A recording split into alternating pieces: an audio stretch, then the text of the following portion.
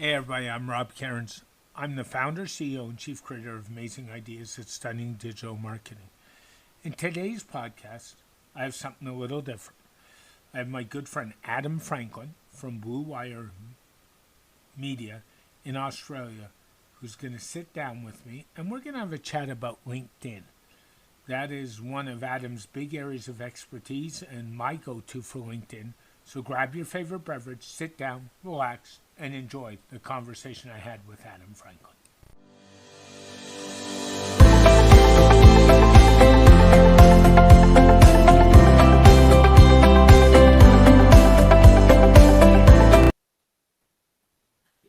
Hey everybody, Rob Cairns here. I'm here with my friend Adam Franklin. Sorry, Adam, from Blue Wire Media. How are you doing today, Adam? I'm great, thanks, Rob. How's it over your way? Across the pond, as they say, is doing well. And, we're all living in COVID and restrictions and masks. And I have a pile of them around here. So, you know how that is. So, you know, how's Australia these days? Look, it's good. In my part of Australia, it's okay. Up in Queensland, we're not all wearing masks yet, but no, it's all under. It all feels pretty normal here. Yeah, that's a good thing. I think we need to get back to some normalcy. I'm getting a little tired, and my wife was saying tonight she's getting a little tired. So there you go. So we wanted to talk marketing a little bit, and specifically, eventually about LinkedIn. But I wanted to jump in and say, you and I have kind of conversed off and on over the last number of years, where I kind of came across you and Blue Wire Media was your book, Web Marketing Networks. It's sitting on my desk here in front of me. So good lead magnet, because out of it, I made a great connection and a good friend. So, and thank you for writing that. Why did you write the book? Rob, one of the things that I learnt in business from the early days, and this is from sort of mentor Vern Harnish. He always said, you need to own the ink. And that was his saying, his expression for you need to be publishing content, you need to be publishing ideas so that firstly, you've got some profile and you're positioned in the marketplace, but also that people have an opportunity to get to know, like, and trust you through the content you share. And he always advocated that one of the best ways to own the ink was to publish a book. And so it was always on our radar from the early days. And we published it about probably sort of about 8 years into our business. Okay. And look, it was a great experience. Yeah, I have the book on my radar. I've got several friends of mine that are ex-journalists and stuff like that, and they keep saying, "Rob, when are you going to write a book?"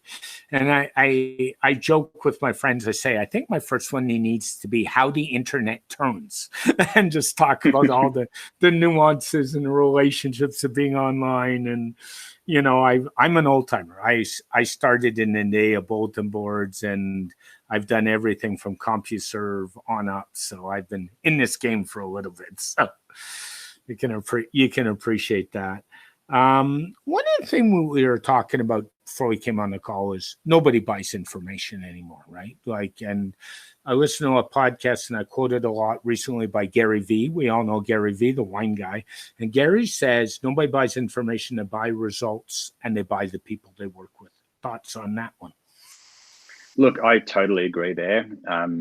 Information people associate with being free these days. There's YouTube and Google and all the information you could ever want at the click of a button, which then begs the question, what do people pay for? And you're right, people pay for results. They pay for the person they're working with, and they pay for outcomes.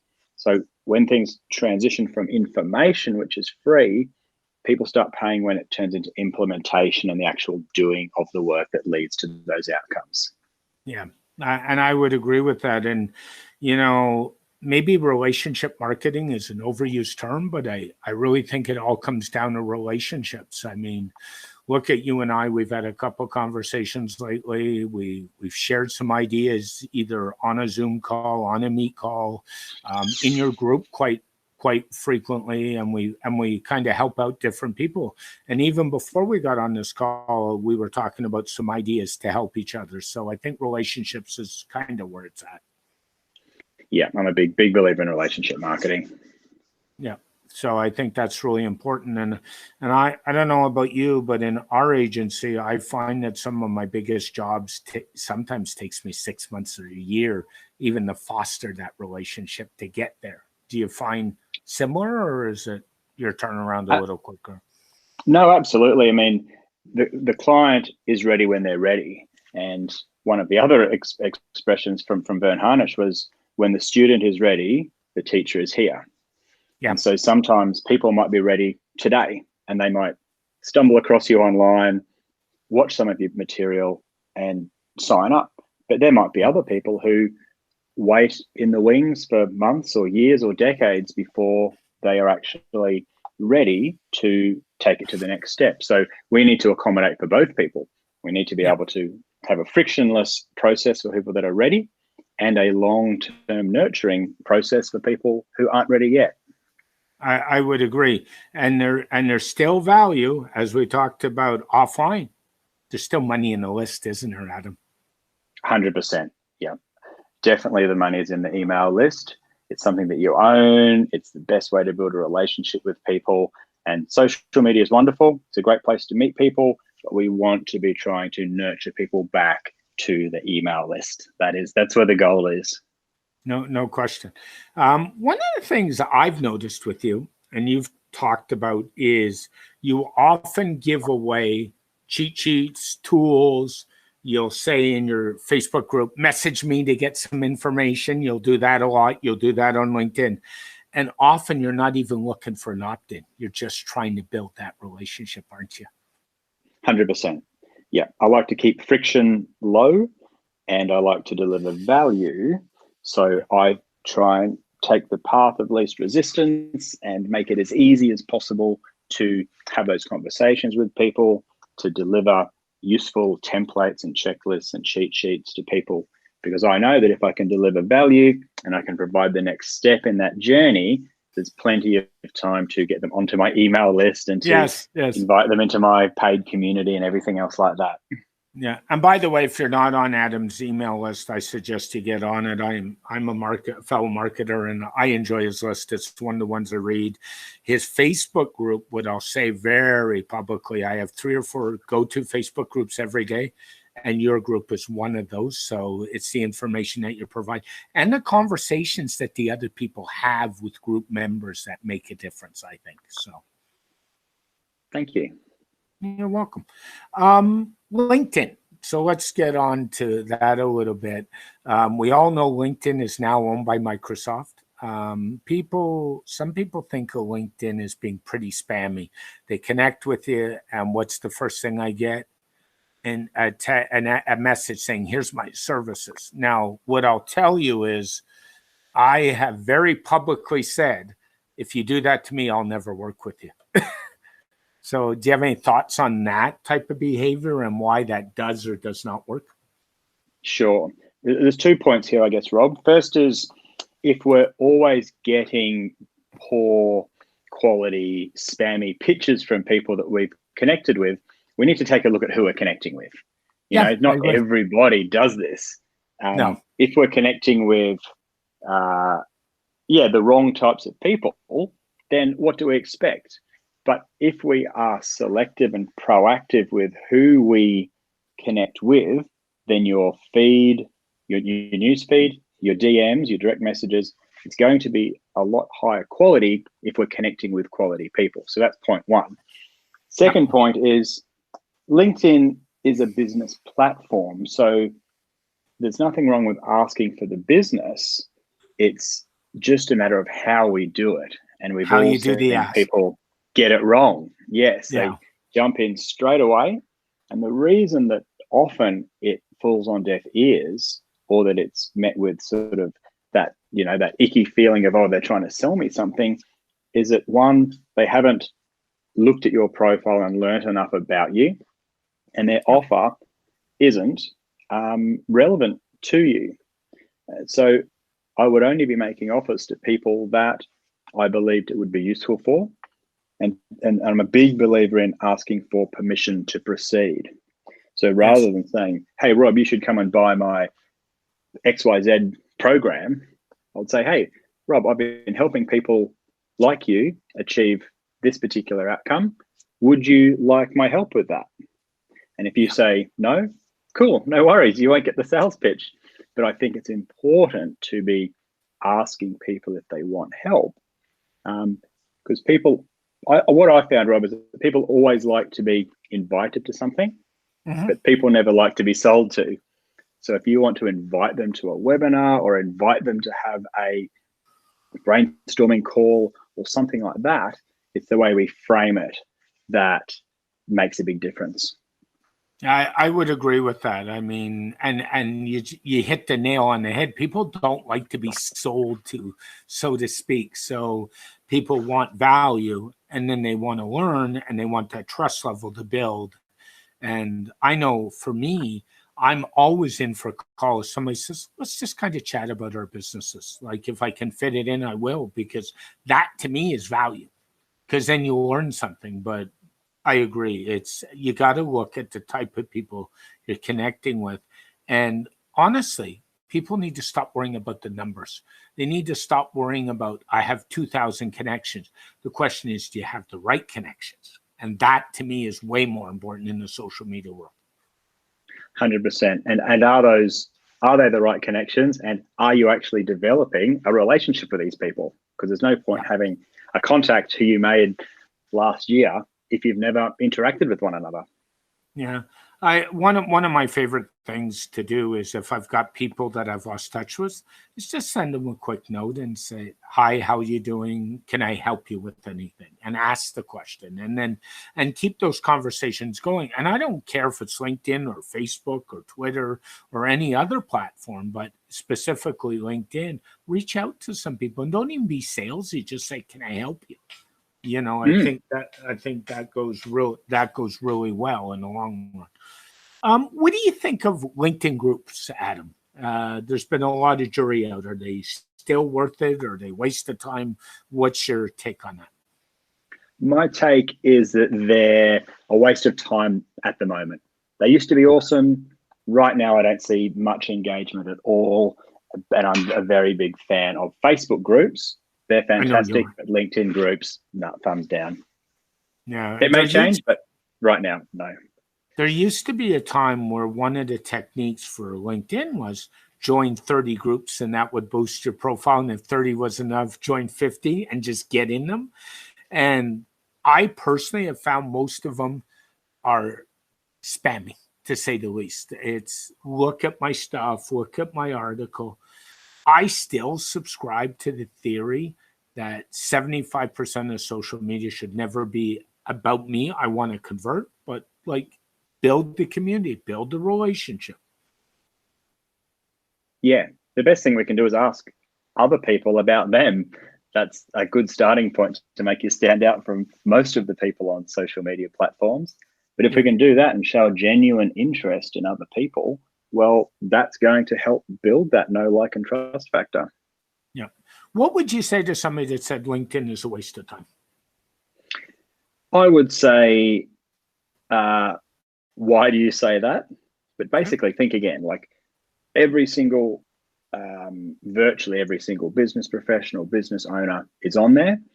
Yeah. It's not the platform that doesn't work. It's your approach to how you use the platform that's probably the thing that's missing.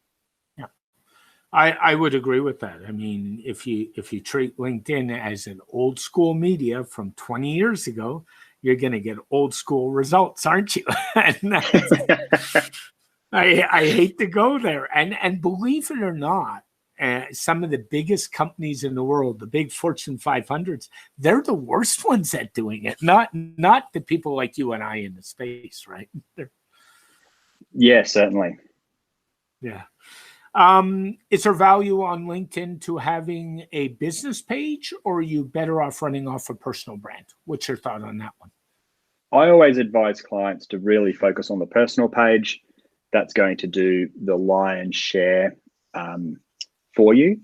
The business page is a nice to have, But given how time poor we all are, I advise just setting it up so that it links from your personal page, but do most of your activity through your personal profile, 100%. Okay. And what I would tell you is, even with COVID, we're all complaining we're time poor, and we're all stuck at home, and we're still complaining we're time poor, right? You gotta laugh. Like somebody said to me today, "You must have all this free time." I said, "What free time? You want to help me?" Yeah. Well, look, we're never going to stop getting emails, and we're never going to stop getting Facebook messages, and we're never going to stop having news stuff in our news feed. So it's up to us to manage our time. Yeah. I have to ask you. I know you're a Mac guy. Do you do most of your LinkedIn on your iPad, on your MacBook, or on your phone? Where do you tend to do it? Interesting. So, but not my iPad. I use my phone for a lot of the DMs, the direct message conversations I'm always having with people in my network, and I will use my laptop for my posting. Yeah, you're very similar to me there. Before we got on this call, I was sitting at my desk scrolling through actually LinkedIn messages on my phone and said, "Who did I not get back to today?" Right? So it's easy. It's easy to do. I think phones are really good for quick stuff. I think a desktop or a laptop is far better for that in-depth conversation, personally. Yep. Totally. And I'm like you, I use an Android tablet, and I don't even have LinkedIn on my tablet. So there you go. So, okay. So if somebody wanted 3 quick wins on LinkedIn, what would you suggest to them right away? I would suggest, firstly, get your profile up to speed. Like, make sure that you are clear as to who you help, how you help them, what your ideal client looks like, and what outcome you can help them achieve. Yep. Secondly, I would say do a search of the description of your ideal client, whether it might be a CEO in Toronto or an HR manager in Brisbane. But do a search for that description, and then filter it down to who's in your first degree network. Because right under people's noses, most of the time, they don't even realize that they might have 5 or 10 or 20 of their ideal clients in their first degree network already. That's correct. Then you can go ahead and contact all of those people and say, "Hey, how you doing? What's news in your world?" and reactivate those relationships. And then third thing would be just allocate 20 minutes a day in your calendar for growing your network of your ideal future clients, and also to engage them in conversations on the messages. I would agree. And what I really like, Adam, is you said in your calendar.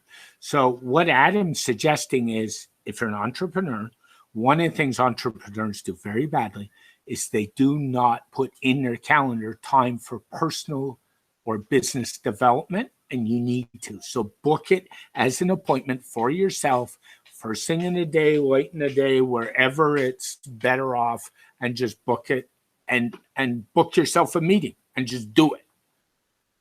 Yeah, that way it's in the calendar. People can't book over it. Yeah, it's there. It gets done. Yeah, I'm a bit of a time management junkie, Adam, and a big subscriber to the GTD system. We all know the GTD system by David Allen, and I've probably got on my bookshelf at least 20 time management books. So much so I'm actually going to do a online course on time management. I'm working on one right now, but that's, the point I'm making is help yourself and make time for yourself, and just make it easy on yourself. Like, if you've got stuff to do, book yourself time to do it, and leave yourself a little bit of slack time too. Things always definitely come buffer. Out. Yeah. So that's really good. So we do these wins. What I would suggest to listeners is get to know Adam too, and grab some of his PDFs, because your PDFs on LinkedIn are most helpful. I'll say that. I've used them. I've shared them with some other people. I've said, get to know Adam, because you get it. and you understand the way LinkedIn should be done versus the way people are doing it. So I think that's important. Thank you. You're So welcome. listeners, if you want to look me up on LinkedIn, Adam Franklin, and let me know that you've been listening to the show, and I can send you over some templates for you to take a look at. And you know, you and I have had several conversations. I'll tell you, Adam's more than approachable. He'll help you. Just ask. LinkedIn, in terms of posting time, have you managed to get LinkedIn Live yet? Have you got No, no, not yet. Anyway, I've applied twice. Some people I speak to say they got it on their fifth application. You got on your fifth. Yep. No, I actually was at a Hootsuite event in Toronto last year, and the vice president of marketing for LinkedIn Canada was there, and I said, "How do I get this? And how do I get it now?" And he said, "You write me an email tomorrow." So I thanked him for his time, and I wrote him an email. That's, it was, again, a relationship because I had things to say about his presentation. I mean, that was, I think they're trying to, I think they're trying to be really careful, honestly. They don't want it to turn into what Facebook Live has turned into, or what Instagram stories have turned into, or what Twitter with Periscope has turned into. They don't want to go that way. And I think they're being very careful, to be honest with you. I haven't got LinkedIn Live, but I have been using LinkedIn Stories. Yes. How do you, let's go there. How do you like that? I haven't dabbled yet. So. Look, it's pretty good. I mean, it's obviously content that only lasts 24 hours. So it's not really adding to your body of work, so to speak, but it does allow you to have a much closer relationship with some of your connections, because they can just click on the story and watch, whether it's a video or a picture or something from either behind the scenes or whatever else. It's a nice, it's good. I mean, again, you have to allocate some time in your calendar to remember to do it. Yeah. But I mean, people can respond to that, and it can be a great conversation starter, especially if you've got the right call to action in your video to strike up conversations and show a different side of yourself that maybe people haven't seen in your articles or videos that you post to the main news feed. So let's go to video for a minute. We all know video does well on LinkedIn. The metrics have shown it. What's your thought about branding videos now on the front end? Is it worth doing? So do you mean like putting your sort of logo and branding at the start of the video? Or a splash page at the start of the video? Yeah. Look, I'm not a big fan, personally. I would much rather get straight into it. I think people develop relationships with people, not the branding. And that's just me personally. But I don't put branding on mine. I just tell my story, share the video. They can get to know me, and then they can get to know the company. Yeah, I would agree with you. I think people's attention spans these days are so tough that if you go into a 30-second splash page, you're going to lose your viewers very quickly. So I don't like that opportunity. I'd rather get into a video and just get to the point. Yeah. And I mean, there's so much more to branding than just a logo. Like you can have branding behind you, or it can be the clothes you're wearing, or the way that you speak, or the way that you look, the sort of content you share. That's all, I think, much more important to being consistent with your professional brand or your company brand than wasting people's time with a big intro. Yeah. And what I would say to most people is, with video, get over being on camera. It's easy. I don't know if I've ever told you, I come from a debating background back 40 years ago. And I actually learned to speak. I was a Quebec provincial champion in high school. And I learned to speak by spending hours in front of a full-length mirror, because my theory always was, and my coach's theory always was, if I can deal with myself for hours at a time, it won't matter who's in the audience. You're your worst critic. We are our worst critic every time. Yeah. And the other thing is, if you're going to do some video, the best video device is sitting in your pocket. It's a smartphone you've got. Like, use it. Do yourself a favor. Go get a tripod. Go get a smartphone mount for the tripod and start with that. And then you can go up from there, right? Yeah. Yeah. Getting comfortable with video is one of the most valuable parts, I believe. And it's kind of good because a lot of people are so scared of it and are so in their own way that it opens up the opportunity for those that are, brave enough to give it a go. There's a lot more attention, a lot more opportunity to share those videos, and people can get to know, like, and trust you through them. Or the more alternative, they may not like you, and that's okay too, because they may be better suited to work with somebody else. Yeah, I actually do video. It's funny, in my business, I do mostly video and podcasting. I don't think I've written a full-length blog post on my blog in 2 years now, Adam, if you can believe that. And I reckon I'm actually probably the same. And people look at me and they say, but the SEO value, and I say, well, if I want traffic, I'll just pay for ads and be done with it. Like, I woke up one day and I said, I've changed my domain name 3 times. And the last change was about 6 years ago, and it's not going anywhere, folks. I'm done. And I finally said, I've written over 5,000 blog posts, and I sat down and said, what are relevant to what my current site is? I need to get rid of them. And by the way, I need to do video and podcasting and do what I want to do and be done with the rest of it. Yeah, stick to your strengths and do the stuff that comes easy to you. And I mean, we can get a transcript of a video or this podcast. That's great content for SEO. Yeah. And I have to tell you, I'm having more fun in my business since I made those decisions 2 years ago than doing what I have to do. So that's a really good thing.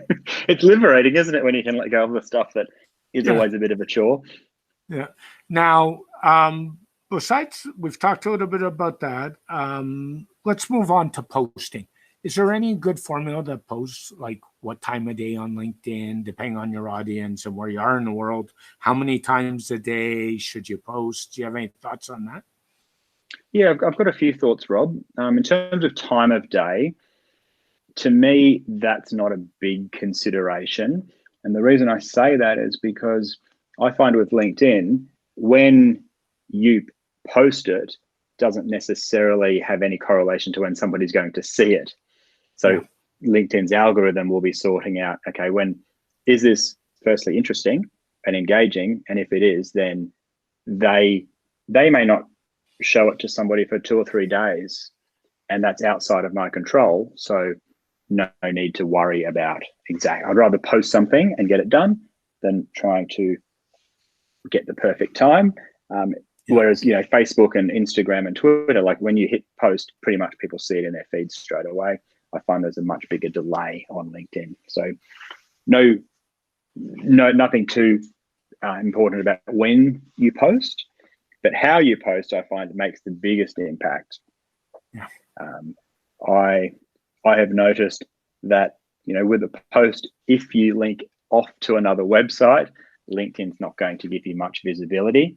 And that makes sense, because why would they be giving more visibility to a post that's going to take people off their platform?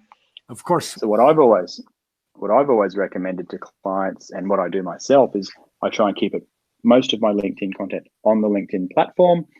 If there is, and I do normally like to have a companion resource.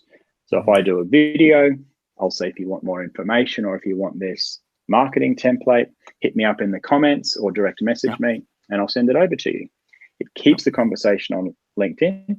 Therefore, LinkedIn gives me more visibility, and they like it because there's engagement in the comments, and I can then take that conversation privately to deliver that companion resource. So they're my tips. It's much more about how you post than when you post. Oh, I would agree with that. And like in the old days, what people would do, let's take video for an example. They'd upload a video to YouTube, they take the YouTube link, and they dump it on every platform. And I always say to people, don't do that. If you're going to first of all, make your video geared to a certain audience, first of all, because the audiences change. We all know that. But also do it natively. upload the video natively. I mean, because you will keep people on the platform, and people don't understand that. More people miss that tip than any other tip, as far as I'm concerned. And that slight difference makes just a tremendous difference in terms of how many people are going to see it. Yep. Yeah, and that holds true for other platforms like Facebook and Instagram and Twitter as well, by the way. Definitely. It's the same.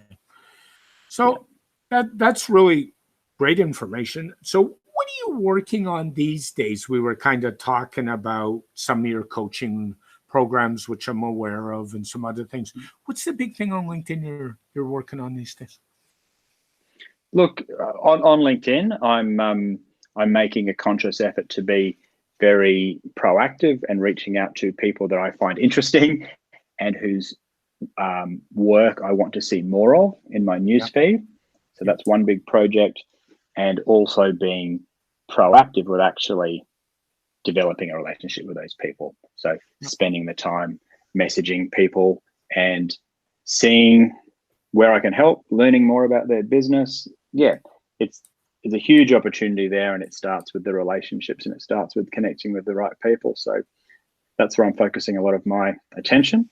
And then on the other end, I guess with my private clients, I've got my coaching program, and there's a great group of people in there that we meet up once a week for a group session. I help them troubleshoot any challenges that they're facing. And you've seen the power of a group.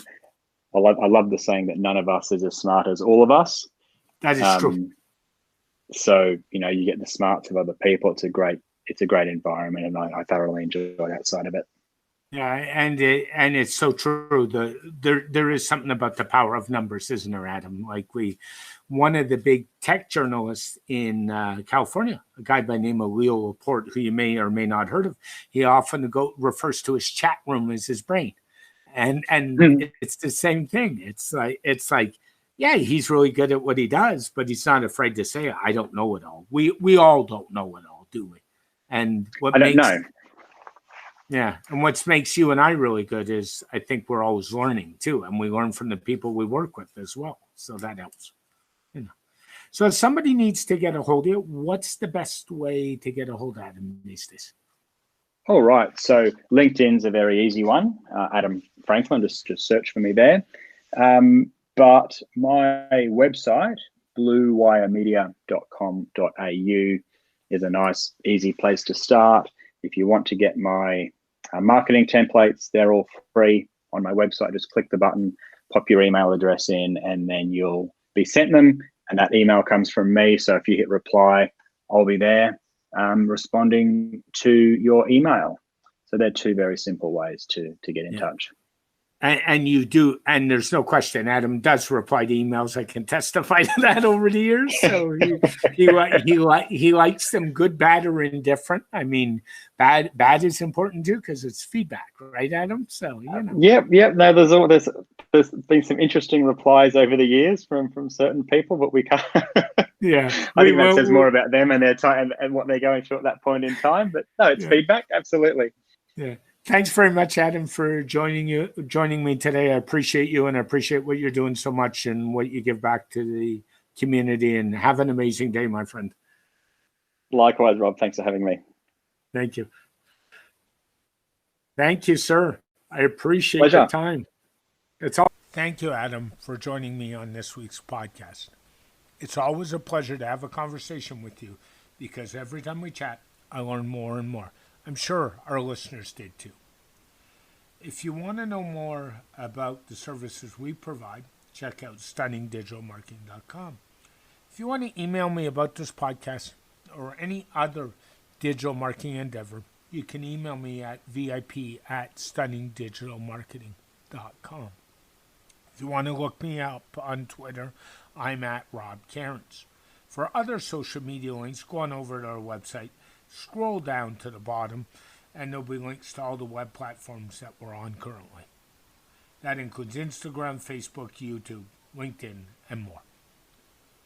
As always, this podcast is dedicated to my late father, Bruce Cairns' dad. I love you very much, and I miss you.